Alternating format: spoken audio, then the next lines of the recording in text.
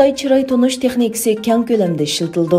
Bu texnikaning hozircha 50 jurnalistlar va o'quvchilarni iz qo'g'lashga ishlatilganligi o'tirib qo'yildi. Xitoyning Xanan o'lkasidagi yerlik doiralar chiroy tonish texnikasi yumshoq detalni zakaz qilgan bo'lib, bu detal chet ellik jurnalistlar, o'quvchilar va ko'chman ayollarni farqlantira oladi ekan, hamda ularning shaxsiy rasmlarini arxivlashtira oladi ekan. Germaniya Tashqi ishlar ministri Heiko Maas Ukrainaga qarata har qanday bir tajovuzchilik yuz berganda Rossiya ig'ir bedel to'lashi kerak dedi.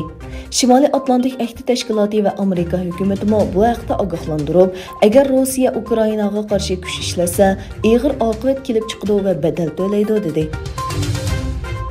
Azerbaycan Davlat chegara mulozimat idorasining boshlig'i general Elchin Guliyev ko'pincha yuqori martabalik 14 askar qazo qilgan tik uchar tushib ketish voqeasi to'g'risida muxbirlarni kutib olish yig'ini o'tkazdi. Guliyev Xezi rayonida yuz bergan harbiy tik uchar tushib ketish voqeasida hech qanday tashqi omil yo'q dedi. Donald Trump'ның kuyovli Jared Kushnerning Saudiya Arabistonining qo'llovchisi ekanligi va uning yangi qurilgan shirkat uchun bu davlatdan millionlagan dollar mablag' olganligi o'tirib qo'yildi. Qishliq Olimpik tanharkat musobaqasi o'tkazilgan Beyjingda tabiiy qorning kamchiligi talash tortish qilinayotgan bir paytda Xitoy virusi Omikron variantining olimpikga bo'lgan ta'siri Xitoyni andishaga soldi. Xitoy Tashqi ishlar ministrligining bayonotchisi Jolijan Omikron variantining oldini olish va kontrol qilish jihatda ba'zi qiyinchiliklarni elib kelganligini, hozircha o'yinlarning belgilangan vaqtda o'tkazilganligini bayon qildi.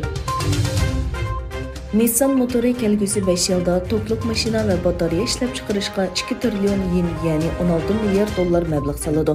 Yaponiya avtomobil shirkati Nissan e'lon qilgan uzun muddatli ko'rish bayonotiga asoslanganda, bu shirkat mashina tipidagi elektr motorlarining sotilish nisbatini oshirishni maqsad qilgan. Tadqiqotchi Adrian Zenz 29 noyabr oshkorlagan eng yangi hujjatlarda Xi Jinping qatorliq Xitoy rahbarlarining Uyg'urlarni sistemalik bostirish, yig'ilish lagerlari va majburiy emgak qatorliqlarga bevosita chetishlik ekanligini o'tirib qo'ygan. Egilinishcha, bu material bu yil sentabrda Londondagi Uyg'ur sud kollegiyasiga topshirib berilgan. Uningdagi qisman mazmunlar burun oshkorlangan bo'lsa-mu, lekin bu qatam Xitoy rahbarlariga munosabatlik texnik ko'p tafsilotlar o'tirg'i chiqarilgan. Bu hujjatda bir qancha betda mutlaq maxfiy degan so'z bor bo'lib, mazmuni Xitoyning yuqori darajalik rahbarlarining 2014-yildan buyongi Sharqiy Turkistonga munosabatlik bir qancha bayonotini o'z ichiga oladi.